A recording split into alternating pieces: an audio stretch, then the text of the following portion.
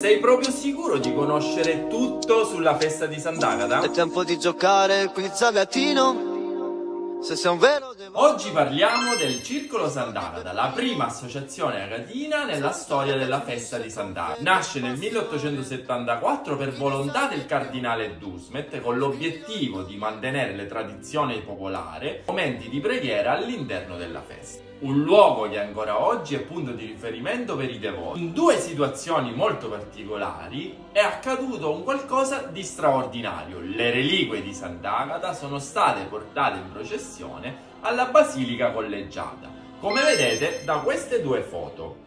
Mi sapete dire l'anno e il perché di queste due processioni straordinarie? Scrivetelo nei commenti e domani Stefania ci racconterà tutta la storia.